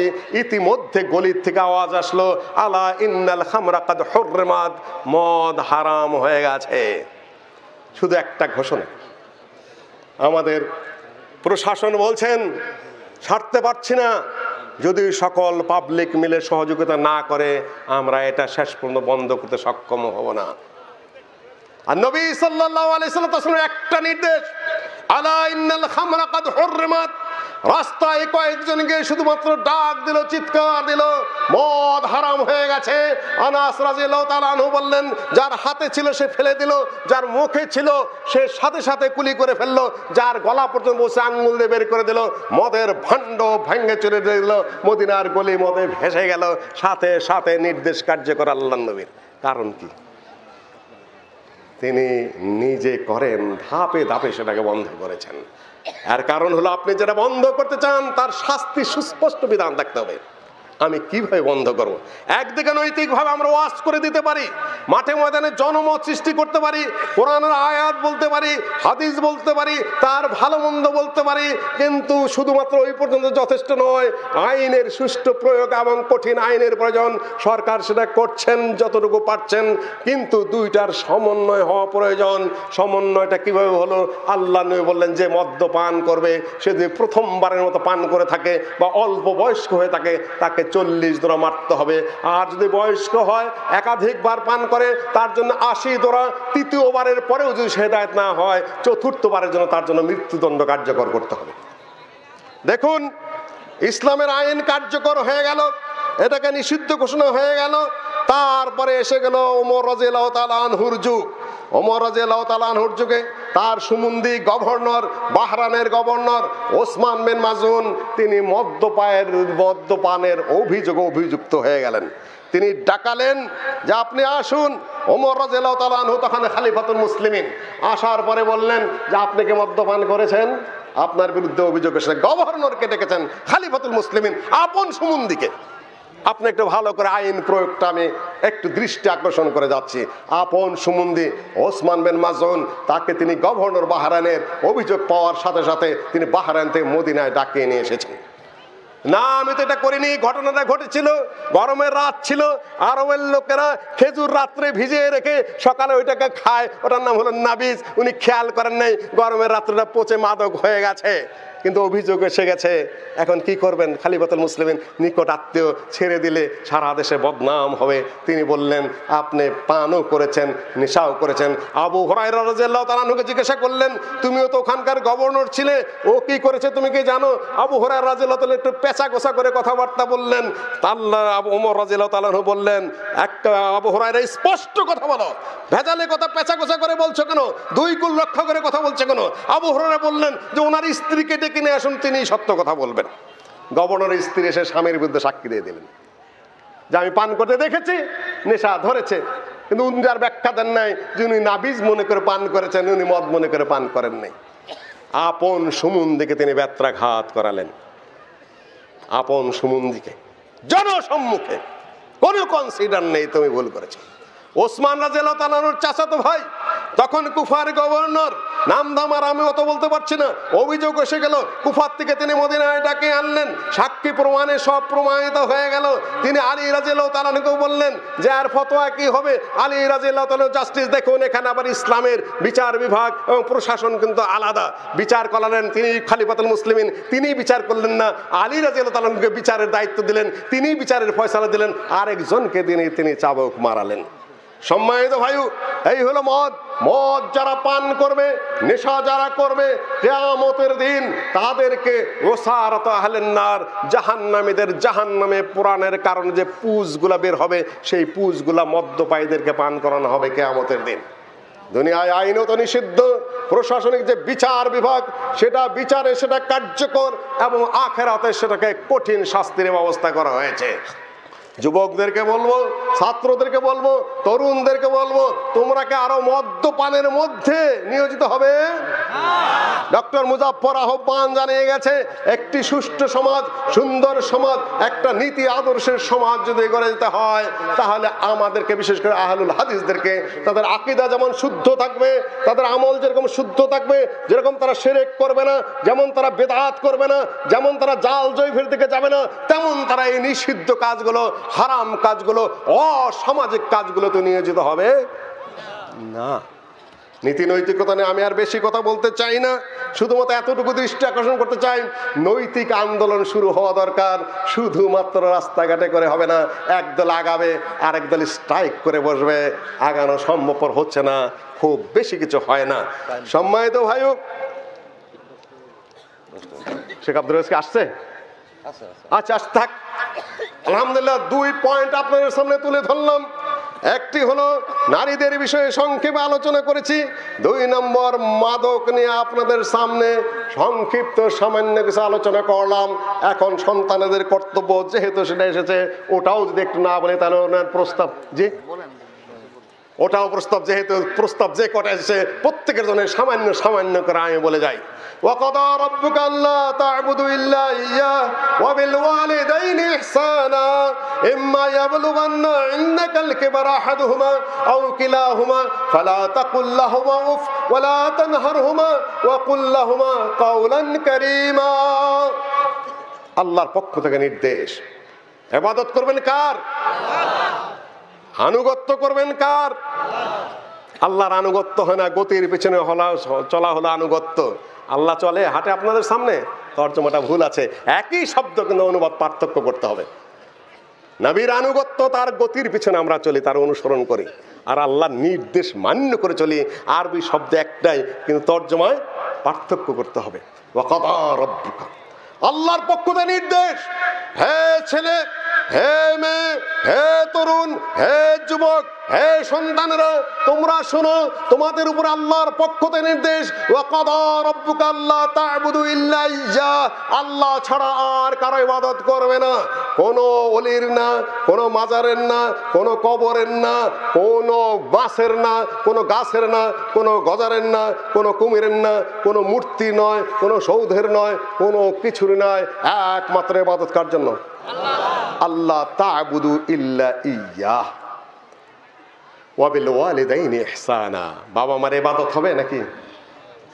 কি হবে বাবার প্রতি? ইহসান। ইহসান নিয়ে সামান্য কথা বলছি। ইয়ামানের এক হাজী হজ করতে এসেছে, বুড়া মাকে কোলে নিয়ে তোয়াফ করাচ্ছে। আপনারা যারা হজে গেছেন দেখবেন, অনেকেই বুড়া মাকে, বুড়া বাবাকে কোলে নিয়ে হজ করায়, ট্রলিতে নিয়ে ঘুরে হজ করায়। বুড়া মাকে কোলে নিয়ে তোয়াফ করাচ্ছে। ইবনে ওমর রাদিয়াল্লাহু তাআলা আনহু বলছে, ইবনে ওমর, আপনি তো বিখ্যাত সাহাবী এবং আল্লাহর নবীর সবচেয়ে পদাঙ্ক অনুসরণ করে যিনি চলতেন। এমনকি হজে যাওয়ার পরে ওয়াদি মুহাসসিরে ইবনে ওমর রাদিয়াল্লাহু তাআলা সবসময় পেশাব করতেন। জিজ্ঞাসা করলে, আপনি সবসময় হজে এসে এখানে পেশাব করেন কেন? যে আমি হজের সময় আল্লাহর নবীকে এখানে পেশাব করতে দেখেছি। এইরকম টু দি পয়েন্ট আমল করার চেষ্টা করতেন। ইয়ামানি হাজী বলছে, হে ইবনে ওমর, আমি যে এই মাকে কোলে করে নিয়ে এসেছি, তোয়াফ করাচ্ছি, সর্বসময় আমার কোলে করে রাখছি, মায়ের প্রতি কি আমার হক আদায় হয়েছে? ইবনে ওমর, এই নির্বোধ গর্ধব কোথাকার, তুমি যদি এই কাজ বারবারও করো, জন্মের সময়, জন্মের কষ্টে তোমার মা একবার যে দীর্ঘ শ্বাস ছেড়েছে, সেটার মূল্য তুমি দিতে পারবে না। কিসের মায়ের ঋণ শোধ হবে কোথার থেকে? অসম্ভব। মায়ের ঋণ শোধ করবে কোথার থেকে তুমি? অসম্ভব। কিয়ামত পর্যন্ত তাকে কোলে করে নেয় ঘর, ওই এক নিঃশ্বাস যে কষ্টের সময় ছেড়েছিলেন, প্রসব কষ্টের সময়, ওইটার তোমার ওই এক ঋণই শোধ হবে না। তুমি মনে রেখো, শোধ হয় না। আল্লাহর যত ইবাদত করো, আল্লাহর ঋণ শোধ হয়? নবী সাল্লাল্লাহু আলাইহি সাল্লামের প্রতি যত ভক্তি শ্রদ্ধা, যতই সম্মান করেন না কেন, আপনার সম্মান দেওয়া শেষ হবে? বাবা মার প্রতি যতই কর্তব্যের দাবি আপনি করুন না কেন, তাদের ঋণ আপনার কোনদিন শোধ হবে? দেখুন, দুইটা উদাহরণ দিয়েছে, ছোট্টখাটো দুইটা উদাহরণ দিয়েছেন আল্লাহ পাক। আল্লাহ তা'বুদু ইল্লা ইয়্যাহু ওয়া বিল ওয়ালিদাইনি ইহসানা, বাবা মার প্রতি ইহসান করবে। বাবা মার কথা কেন বললেন? সন্তানের কথা তো বললেন না যে সন্তানের প্রতি ইহসান করবে। কারণ কি বলতে পারেন? সন্তান দেখতে ভালো লাগে, সন্তান আমার ভবিষ্যৎ, সন্তানের রুজি রোজগার খাবো, সন্তানকে আদর করতে ভালো লাগে। এখানে ইহসান মানুষ এমনি করে, বাবা মা বুড়ো হয়ে গেলে, অসুস্থ হয়ে পড়ে, রুগী হয়ে পড়ে, টানলে আর লাভ কি, যাবে 2 দিন পরে কবরে, পয়সা আমি নষ্ট করবো কেন, এই একটা ভাবের সৃষ্টি হয়। এই জন্য আল্লাহ পাক সতর্ক করে দিয়েছেন, আল্লাহর ইবাদত আর বাবা মার কি ইহসান পাশাপাশি উল্লেখ করা হয়েছে। ইম্মা ইয়াবলুগান্না ইনদাকাল কিবারা আহাদুহুমা, বাবা মা জুয়ান আছে, তারপরে ইহসান করবেন, কিন্তু তখন তারা আপনার ধার ধারে না। যখন বৃদ্ধ হয়ে গেল, উপার্জন করতে পারেন না, ঘরে পড়ে গেছেন, অসুস্থ হয়ে পড়েছেন, নানান ধরনের সাহায্য সহযোগিতার প্রয়োজন। ইম্মা ইয়াবলুগান্নাল কিবারা আহাদুহুমা, 2 জনের একজন, আও কিলাহুমা, কিংবা উভয়ই, ফালা তাকুল্লাহুমা উফ, খাইতেও দিবা, পড়তেও দিবা, চিকিৎসাও দিবা, টানবাও, তারপরে একটু উফ শব্দ উচ্চারণ করতে পারবে না। খাইতেও দিতে হবে, পড়তেও দিতে হবে, থাকতেও দিতে হবে, চিকিৎসাও দিতে হবে, সকল কিছু করতে হবে, কিন্তু সামান্য উফ শব্দ মুগ্ধ উচ্চারণ করা যাবে? সন্তানের জন্য করা যাবে। উফ, তারে শাসন করে সারতে পারলাম না, তুই এটা কর সেটা কর। কিন্তু বাবা মার জন্য ইম্মা ইয়াবলুগান্নাল কিবারা আহাদুহুমা আও কিলাহুমা ফালা তাকুল্লাহুমা উফিন ওয়ালা তানহারহুমা, ধমক তো দিতেই পারবে না। এই বুড়া মরে না কেন, তুমি আমারে কি ছোটকালে পড়ার সময় কি খরচা দিছিলা? আমি তো লজিং থেকেই লেখাপড়া করছি, বাড়ি বাড়ি টিউশনি করছি, কি কষ্ট পাইছি এটা আমার মনে আছে। এখন ঘরে পড়ছে, এখন আমি দিব কেন? অসভ্য বেয়াদব ছেলে কোথাকার, কি বলো তুমি এগুলা? কোন আদব খাসলো? আজকে যে যারা যারা বৃদ্ধাশ্রমে থাকে, কয়েকটা সাক্ষাৎকার আমি দেখলাম, তাদের অনেকেই বড় বড় অফিসার, বড় বড় ধনী, বড় বড় ব্যবসায়ী, বাবা মার খোঁজ খবর নেয় না। তারা এইটা অবাক হয়ে গেলাম, রিক্সাওয়ালা সারাদিন রিক্সা টেনে মায়ের জন্য একটা আপেল নিয়ে আসে, একটা কমলা নিয়ে আসে, আর অত বড় লোক ও পারে না, ও করে না, ও নিষ্ঠুর হয়ে গেছে, নির্দয় হয়ে গেছে। পাশ্চাত্যের অবস্থা তো আরো খারাপ, আরো জঘন্য। জন্মদিনে বাবা মা একটা কার্ডের জন্য অপেক্ষা করে বৃদ্ধাশ্রমে, মা বাবার পক্ষ থেকে, সন্তানের পক্ষ থেকে যদি একটা কার্ড পায়, বাবা তোমাকে ধন্যবাদ, 10 জনকে দেখায় আমার ছেলে আমার জন্য কার্ড পাঠিয়েছে। অবস্থা এরকম পাশ্চাত্যের। সব কিন্তু না, আরো অন্যান্য খবর আমার কাছে আছে, সেগুলো আমি আপনাকে বলতে চাই না। ওয়াকুল্লাহুমা কাওলান কারীমা, তাদের সাথে ভালো কথা বলো। আব্বা যান, আম্মা যান, কেমন আছেন, খেয়েছেন কিনা, কেমন লেগেছে, বাথরুমে নিয়ে যাবেন, প্রয়োজনে ইস্তেঞ্জা করিয়ে দিবেন, কোলে করে নিয়ে যাবেন, কোলে করে নিয়ে আসবেন, আর তার জন্য দোয়া করবেন। কি দোয়া করবেন? আল্লাহ পাক দোয়া শিখিয়ে দিয়েছে। কি দোয়া করবেন? ওয়াকফিদ লাহুমা জানাহাদ দুল্লি মিনার রাহমা, বাবা মার জন্য তোমার 2 বিনয়ের বাহু অবনত করে দাও। বাহু তোমার সবসময় বাবা মার সামনে নিচে থাকবে, হাত তোলা যাবে না, লড়ানো যাবে না, ঝান্ডা দেওয়া যাবে না, বুক টান করা যাবে না, ঘাড় লড়ানো যাবে না। আল্লাহ পাকের ভাষা এখানে ওয়াকফিদ লাহুমা জানাহাদ দুল্লি মিনার রাহমা, বিনয়ের বাহু, নম্রতার বাহু, ধীরতার বাহু, তুমি আজিজিন কাসরের বাহু সবসময় বাবা মার সামনে নিচু করে রাখবে। তবে সেজদা করবে না। সেজদা কার? সেজদা কার? তুমি মাথার কথা বলেন না, আল্লাহ পাক এখানে সেজদা নয়, বাহু তুমি বিনয়ের অবনত করে রাখবে বাবা মার সামনে। ওয়াকফিদ, আল্লাহর ভাষা এটা, ওয়াকফিদ লাহুমা জানাহাদ দুল্লি মিনার রাহমা, দয়ায়, মায়ায়, আদরে, কদরে, একেবারে শুধু অভিনয় করবে না। লোকজন বাড়িতে আসছে, শুধু আব্বা আব্বা, আম্মা আম্মা করে করে শোবাজি করতেছে। নো, মিনার রাহমা, অন্তর থেকে, আন্তরিকভাবে, মনের থেকে তোমাকে করতে হবে। এটা তোমাকে মিনার রাহমা। তারপরে কি দোয়া করবেন?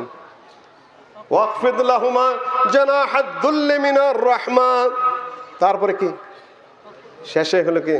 ওয়াকুর রাব্বির হামহুমা। দোয়া করবেন কি? খুব সংক্ষেপে বলছি, কামা রাব্বায়ানি সাগীরা। হে আল্লাহ, তুমি আমার বাবা মাকে এমন দয়া করো, এমন রহম করো, এমন করুণা করো, এমন খাদ্য দাও, এমন বাসস্থান দাও, কামা রাব্বায়ানি সাগীরা, যেমন তারা আমাদেরকে ছোটকালে লালন পালন করেছেন। কিভাবে লালন পালন করেছেন আপনার তো সবই জানেন। বাচ্চা যে বাচ্চা সব মা চিনে, আপনি যেখানেই শুয়ে রাখেন ও শুইতে চায় না, চাকরানিও চিনে, সবাইকে চিনে, তাই না? মা আসতেছে না, এক চিৎকার দুই চিৎকার দিচ্ছে, মায়ে আসার পরে এই যে কান্না শুরু করে, মায়ে কোলে নেয়, তারপরেও শোনে না, পাও দেয়, লাথি দেয়, হাত দেয়, গুতা দেয়, ঘাড় বেঁকা করে থাকে, একবার তাকায়, মা কয় বাবা দুধ খা দুধ খা, ওই ছোট্ট বাচ্চা আর এদিকে ঘাড় ঘুরে থাকে, তার অভিমান ব্যক্ত করে আমি তোর দুধ খামুই না, বুঝাই দিতে চেষ্টা করে, কথা বলতে পারে না, কিন্তু হাতের ঝ্যাংটায়, পায়ের ঝ্যাংটায়, পায়ের গুড়া নিতে, তারপরে ঘাল্লা নিতে বুঝিয়ে দেয় তুই ছিলি কোথায়, তোর দায়িত্ব তো আমাকে কোলে নিয়ে থাকা, আমার বুকে, তোমার বুকের দুধ আমাকে পান করা, তুমি ছেলে কোথায়, বুঝিয়ে দেয়। তারপরে মায় আবার একটু আদর কদর করে, একটু আগে এসে আবার ফেরত যায় ওইদিকে, আমি দেখেছি, আবার ঘাড় ওইদিকে ঘোরায়, খাবো না আমি তোর দুধ। অভিমান, এত ছোট্ট বাচ্চা কিচ্ছু বোঝে না, কিন্তু এইটা ঠিকই বোঝে। তারপরে আদর করতে করতে করতে করতে দুধটা মুখে নেয়, মুখে নেয়, দুই টান আবার ছেড়ে দেয়, যা আমি তোর দুধ খাবো না। আবার আদর করতে হয় মায়ের, বাবা দুধ খা খা খা, আমার অপরাধ হয়েছে, আমার ভুল হয়েছে, তোর কাছে মাপ চাই। বাচ্চা বুঝে কি না বুঝে, এটা মাই বোঝার, শিশুই বুঝে, আমরা বুঝি না। আস্তে আস্তে দুধ টানতে টানতে বাচ্চা ঘুমিয়ে যায়। ওই ছোট্ট বাচ্চা বুঝে মায়ের সাথে যে সন্তানের সম্পর্ক, বাচ্চা যখন পেটের মধ্যে আসে, সন্তান বাঁচে মায়ের তা খেয়ে, সন্তানের আলাদা কোনো খাওয়া নাই। আল্লাহ পাক বলেন দেখো আমি বাচ্চা কাচ্চা কিভাবে জন্ম দেই, কিভাবে স্বামী স্ত্রী মিলনের মাধ্যমে বাচ্চাটা কোথায় যায়, কোথায় যায়, ফি কারারিম মাকিন। আল্লাহ পাক বলেন পুরুষের স্পার্মটা আমি নারীর ওভামের মধ্যে নিরাপদ জায়গায় আমি জমা করে রাখি, সেখানে আমি আটকে রাখি, সেখানে আমি আলাক করি, প্রথমে আলাককে মুদ্গা করি, মুদ্গা থেকে তারপরে আস্তে আস্তে সেটাকে আমি গোস্তে রূপান্তরিত করি, তারপরে হাড্ডিতে রূপান্তরিত করি, তারপরে আমি ফাকাসাউনাল ইজামা লাহমা, আমি আবার সেই হাড্ডিগুলার উপর দিয়ে চামড়া দিয়ে আমি সেটাকে ঘেরাও দিয়ে দেই। ফাতাবারাকাল্লাহু আহসানুল খালিকিন। আয়াতের মাঝে মাঝে আমি পড়ে যাচ্ছি সংক্ষিপ্ততার জন্য। দেখুন আল্লাহ বলেন আমি নিরাপদ জায়গায় সেটাকে দিয়ে দিলাম, এমন জায়গা সেখানে পোকামাকড় ঢুকতে পারে না, বাতাসের যে সীসা সে ঢুকতে পারে না, অক্সিজেনের অভাব এখন বাতাসে সেটা ঢুকতে পারে না, বায়ু দূষণ ঢুকতে পারে না, শব্দ দূষণ ঢুকতে পারে না, নিরাপদ জায়গায় মায়ের ওভামের মধ্যে আমি তোমাকে আশ্রয় দিয়ে দিলাম। খাবেন কি? মায়ের পেটে খাদ্য সাপ্লাই দেওয়া যায়? খায় কি? ঋতু বন্ধ হয়ে যায় মায়ের, ওইখান দিয়েই তার খাদ্য, মায়ের খাদ্যই তার খাদ্য, মায়ের সবই তো, মাই সন্তান, সন্তানই মা। আল্লাহ পাক বলেন তারপরে আমি সেটাকে আস্তে আস্তে রূপান্তরিত করতে থাকি, একটা একটা বদলাইতে থাকি। বিস্তারিত ইতিহাস বলার সময় নাই। আজ থেকে 1450 বছর আগে এই বিবরণটা কার, কোথায় এসেছে? হাদিসের বিবরণ এসেছে।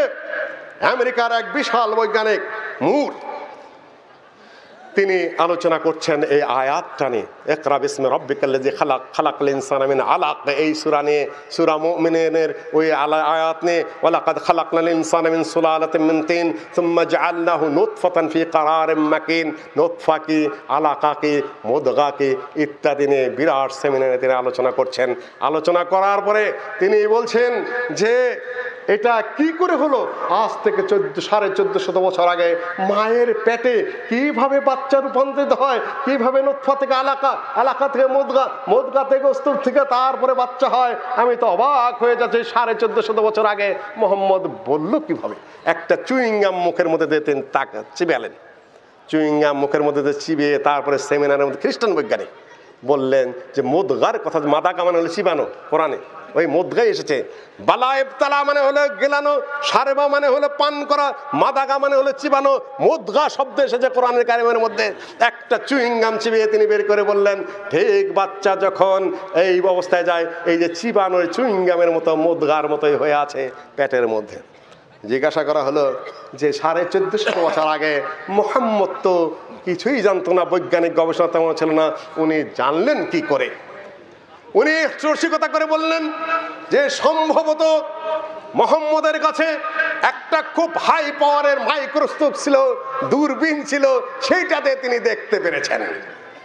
বলছে মুহাম্মদের যুগে অত পাওয়ারফুল দূরবীন ছিলই না, মায়ের পেটে দেখবে কি করে? তারপরে উনি রসিকতা করে বললেন, আমি একটু রসিকতা করে বলেছি, আসলে কোরআন সত্য, কোরআন হক। মায়ের পেটে কিভাবে বাচ্চা ওই পর্যন্ত পৌঁছে। তারপরে মরিস বুকাইলি সেই থিওরিটার উপর ভিত্তি করে বললেন যে Das the theoretical statement and practical instructions deal with sex life of couples and human reproduction do not contradict and cannot be placed in opposition to the data we have from modern knowledge, nor with anything can be logically derived from it. 1450 বছর আগে কোরআন এবং হাদিসের মধ্যে মায়ের পেটে বাচ্চা কিভাবে বড় হয়, কিভাবে রক্তপিণ্ড হয়, কিভাবে জীবন সেখানে ফিরে আসে, কোরআন হাদিসে বর্ণনা আছে। তার বিরুদ্ধে কোন প্রকার বৈজ্ঞানিক থিওরিতে দরস্থান লজিক্যালি যুক্তিসঙ্গত কিছু আমরা দাঁড় করতে পারি নাই।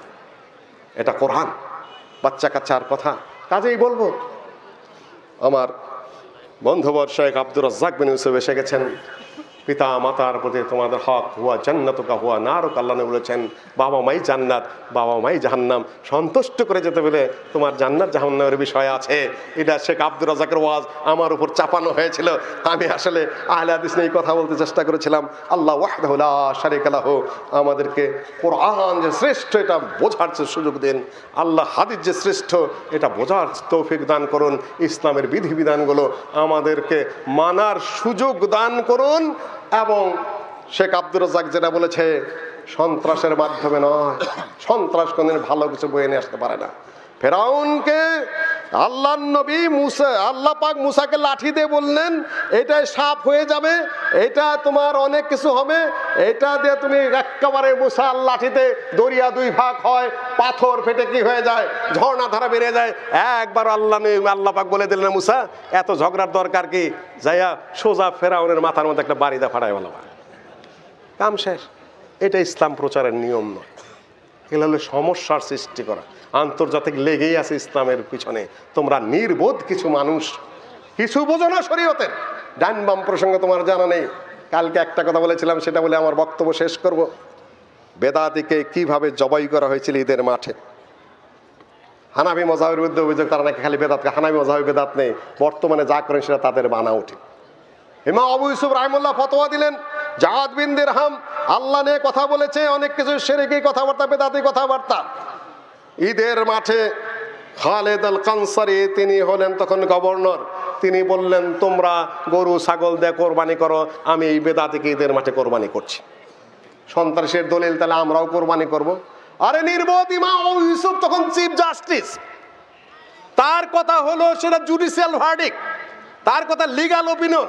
তিনি রাষ্ট্রীয়ভাবে নিয়োজিত প্রধান বিচারপতি রাষ্ট্রের, আর সেটা কার্যকর করেছেন গভর্নর, তিনি প্রশাসনিক প্রধান। তোমাকে কে জাস্টিস বানাইছে, তোমাকে কে প্রশাসনিক দায়িত্ব দিয়েছে? এটা ইসলাম থেকে নেওয়া। সব বিচারক বিচার করেন, প্রশাসকরা সেটা কার্যকর করেন, এটা ইসলাম থেকে নেওয়া। বিস্তারিত বিবরণ দেওয়ার অবকাশ নেই। তোমরা নির্বোধের মতো মানুষ জব করো বলে যে দিন কায়েম করছে। শরীয়ত বোঝার চেষ্টা করো। পরিবেশ যদি শান্ত থাকে দিন প্রচার ভালোভাবে করা যায়, পরিবেশ যদি অশান্ত থাকে দিন প্রচার সমস্যা হয়ে পড়ে। কাজেই আমি আশা করব শান্তশিষ্ট হয়ে কোরআন হাদিস পড়ার চেষ্টা করো, বোঝার চেষ্টা করো, এই দেশের জনমত কায়েম করার চেষ্টা করো। সাংবিধানিক অধিকার আছে তোমার জনমত কায়েম করার, সেই পথে হাঁটো। আল্লাহ ওয়াহদাহু লা শারীকা লাহু ইনশাআল্লাহ ইসলামের পূর্ণাঙ্গ বিজয় ঘটাবেন, এই আশাবাদ ব্যক্ত করে আমি আমার বক্তব্য আজকে এখানে শেষ করছি। আসসালামু আলাইকুম ওয়া রাহমাতুল্লাহি ওয়া বারাকাতুহু।